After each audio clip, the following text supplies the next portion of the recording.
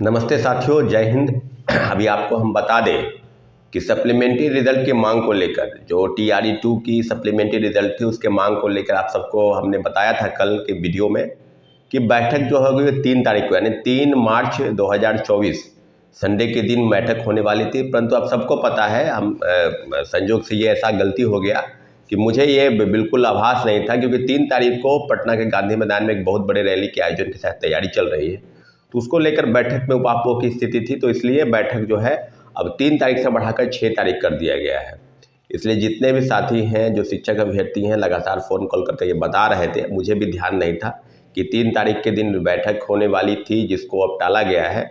तो आप सबको बता दें कि सप्लीमेंट्री रिजल्ट की मांग जो हमारी थी, जिसको लेकर शिक्षा विभाग ने सूची भेजी थी 14,700 पदों पर। ये सिर्फ मल्टीपल रिजल्ट की बात है साथियों।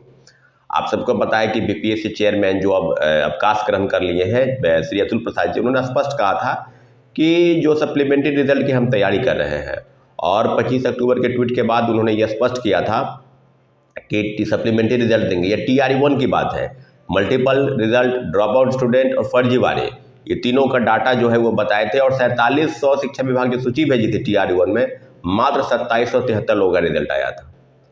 तो शिक्षा विभाग और BPSC ने जो चीज़ें की है अब आपके सामने है, कहने की ज़रूरत नहीं कि क्या क्या हुआ है। और ACS शिक्षा विभाग के अपर मुख्य सचिव के पाठक भी अब एक सेंट्रल डिप्यूटेशन में यानी केंद्रीय प्रतिनियुक्ति पर जा रहा है। इसकी भी चिट्ठी जो है वायरल हो रही है। तो कौन कहाँ जाएगा, क्या करेगा, इस बात पर अब हम लोगों को नहीं रहना है। लेकिन इतना जरूर है कि शिक्षा विभाग में जो हो रहा था और जिस तरह की चीज़ें तुगलकी फरमान जारी की जा रही थी के पाठक द्वारा, अब के पाठक मुख्यमंत्री जी की जो शाबाशी, जो क्रेडिट मिला कि शिक्षक बहाली हुई 3 महीने में 2 लाख शिक्षकों की बहाली का क्रेडिट कौन लेगा, तो इसका सारा श्रेय तो के पाठक को जा रहा था। और के पाठक जिस तुगलकी फरमान की आप वकालत कर रहे थे, कभी धूप में हाथ सेकने पर कार्रवाई, कभी 5 मिनट लेट, अभी स्कूल की टाइमिंग को लेकर जो विवाद था, और मुख्यमंत्री जी ने विधानसभा के सदन के पटल पर जो स्पष्ट रूप से कहा कि थोड़ा टाइमिंग जो है, अरे 10 बजे से पहले आना है, 10 बजे से स्कूल शुरू हो गया, टाइमिंग जो को लेकर, इसको लेकर भी विवाद था। यानी मुख्यमंत्री जी की बातों की ही अवहेलना हुई। तो आप समझ लीजिए कि कोई अधिकारी कितना पावरफुल हो सकता है। यहाँ तक कि शिक्षा मंत्री की बात को तो खैर छोड़िए, जब राजद कोटे के मंत्री प्रोफेसर चंद्रशेखर की बात को अवहेलना हुआ, प्रोफेसर चंद्रशेखर तो कुछ थे ही नहीं उनके सामने। मुझे ऐसा लगा कि ऐसे अधिकारियों की मिलीभगत और ऐसे अधिकारियों के कारनामे से शिक्षा मंत्री को हटाया जाया गया और फिर वो दोबारा स्थापित हुए। मुझे लगता है कि ऐसे सनकी अफसर को, जो हो सके ईमानदार हों, हो सके कर्तव्यनिष्ठ हों, इसका ये मतलब नहीं कि आपको किसी ने लाइसेंस दे दिया है कि आप शिक्षकों के साथ गाली गलौज करें, अभद्र भाषा का टीका टिप्पणी करें। क्या क्या उन्होंने कहा। तो सदन के पटल पर दोनों, सत्ता पक्ष हो विपक्ष हो, तमाम नेता जो है, तमाम विधायक इस बात की पुष्टि कर रहे थे कि के पाठक इस पद पर नहीं रह सकते हैं। के पाठक शिक्षा विभाग के अपर मुख्य सचिव है, ईमानदार है, ये अलग बात है। लेकिन उनके रहते हुए भी तो हम लोग तो काफ़ी आरोप लगा रहे हैं, पहले से कह रहे हैं कि TRE-1 से लेकर TRE-2 तक जो बड़े पैमाने में फर्जीवाड़ा हुआ, सीटेट फेल, STT फेल और कई फर्जी वाले डोमिसाइल फर्जी बनाकर कई जगहों से शिकायत आ रहे थे कि दिव्यांगता जो विकलांग प्रमाण पत्र वो फर्जी बनाकर लोग बहाल हो गए। और जिला शिक्षा पदाधिकारी DPO और DPM के स्तर से जो पैसे लेकर नियुक्त किए गए, तो आप अगर आपने हटाया लोगों को, कार्रवाई भी आप कर रहे हैं, तो उसके जगह पर पूरक परिणाम जारी होने चाहिए। तो पूरक परिणाम जारी नहीं हुआ। TRE-1 से लेकर TRE-2 तक लगातार डिमांड कर रहे थे। आप सबको पता है कि TRE-1 में सब लोगों को आपने मौका दिया, STT appearing, CTET appearing, DLED appearing, BEd appearing, नियोजित शिक्षक, फ्रेश कैंडिडेट, सभी लोग बहाल हो गए।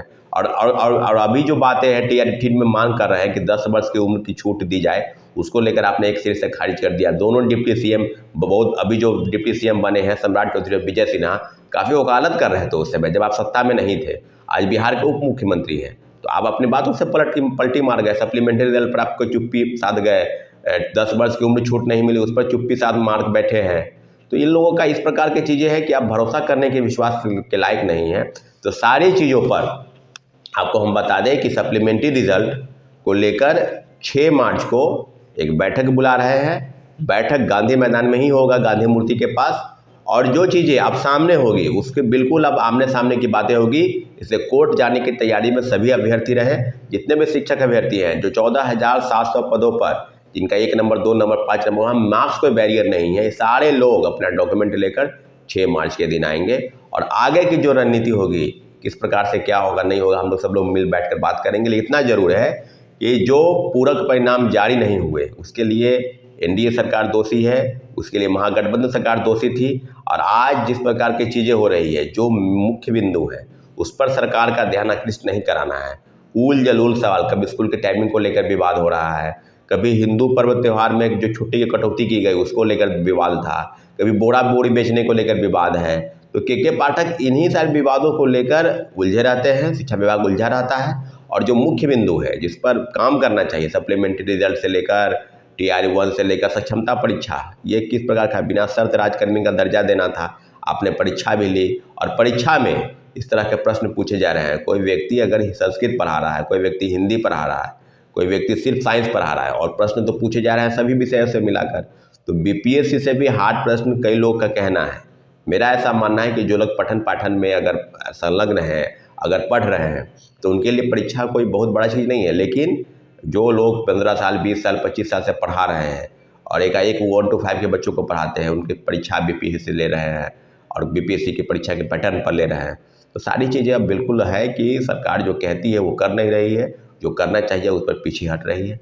इसलिए हम लोग प्रतिबद्ध हैं शिक्षक अभ्यर्थियों के साथ उन सारे मुद्दों को लेकर। हम 6 मार्च 2024 को बैठक बुला रहे हैं। सभी शिक्षक अभ्यर्थियों को सप्लीमेंट्री रिजल्ट के मांग को लेकर उस बैठक में आना है साथियों।